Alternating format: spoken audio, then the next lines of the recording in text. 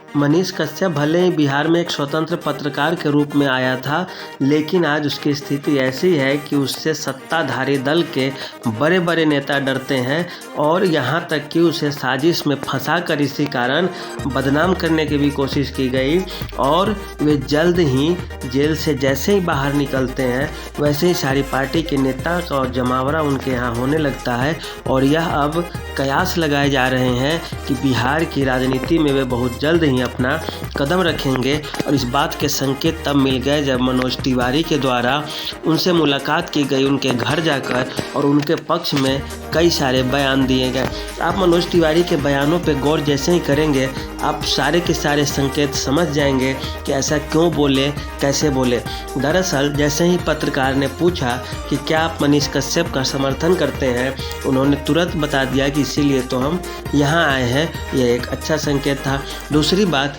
क्या आप मनीष कश्यप की मदद करेंगे या उनके साथ रहेंगे, तो वो तुरंत बोलते हैं कि यहाँ तक आए हैं तो आगे भी रहेंगे ही, आप लोग समझिए। उसके बाद होता है कि क्या भारतीय जनता पार्टी इनकी मदद करेंगी,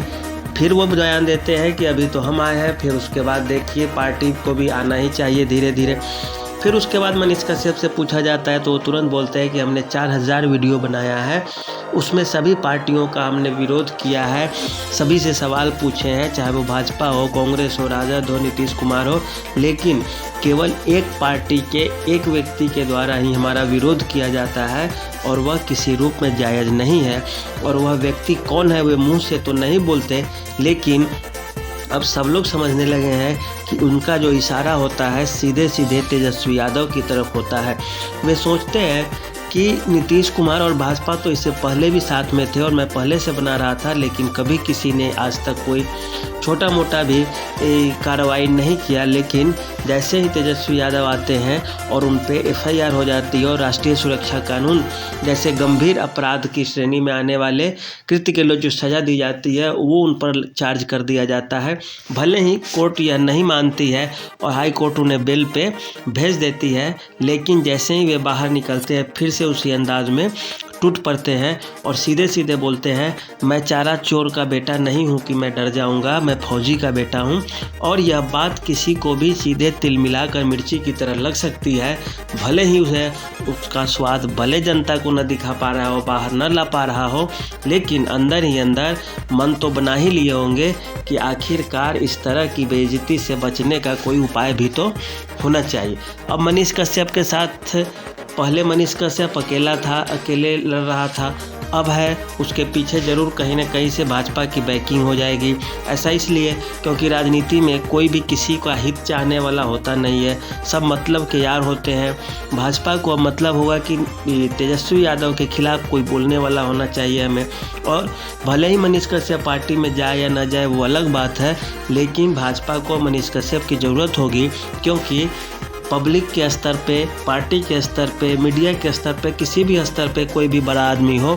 अगर वह किसी एक के खिलाफ ज़्यादा बोलता है तो इसका मतलब है कि वह दूसरे पार्टी के नज़दीक अपने आप हो जाएगा। और भाजपा भी इसी कारण मनीष कश्यप को रखेगी। और कुल मिलाकर भी देखें तो तेजस्वी यादव के लिए अन्य जो विपक्षी पार्टियां हैं जो ऐसे मतलब दुश्मन के रूप में देखा जाए तो जो नुकसान करा सकती है तेजस्वी यादव को, उन सबसे ज़्यादा खतरनाक है मनीष कश्यप, क्योंकि यह वक्ता बहुत अच्छा है और वक्ता अच्छा होने के कारण जनता का समर्थन भी इसे बहुत सारा है। उसके बाद यह हमेशा शुरू ही करता है तेजस्वी यादव का नाम लेकर, चारा चोर का बेटा, हम चारा चोर के बेटा नहीं है। अभी मनोज झा के बयान को आप समझिए, मनोज झा जब ईडी पर कटाक्ष करते हैं कि सरकार ईडी के माध्यम से परेशान करती हो, तो मनीष कश्यप तुरंत बोलता है जिसके घर में 300 करोड़ रुपए होगा वह क्यों नहीं ईडी से डरेगा या उसके घर ईडी की रेड क्यों नहीं पड़नी चाहिए। तो इस तरह के जो बयानबाजी होगी तो जो हाजिर जवाबी लोग होते हैं वह किसी भी राजनीतिक व्यक्ति को या प्रतिनिधि को यदि विपक्ष के रूप में देखता है तो वह परेशान कर देगा, मीडिया में हमेशा बना रहेगा और उससे उसका जवाब देने के लिए, खोजने के लिए, ढूंढने में काफ़ी परेशानी का सामना करना पड़ता है और उसका मुश्किल भी होता है। तो देखिए मनीष कश्यप का कुल मिलाकर यदि एक पंक्ति में हम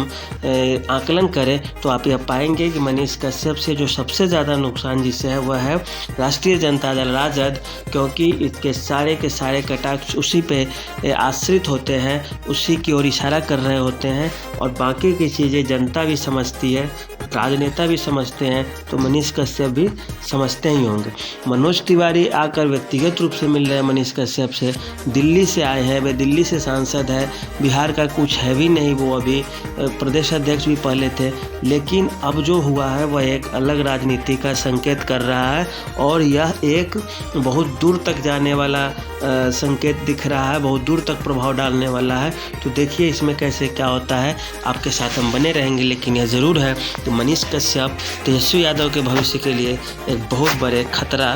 बने रह सकते हैं यदि वे राजद में न जाने का मन बनाए तो। आज के लिए इतना ही, धन्यवाद।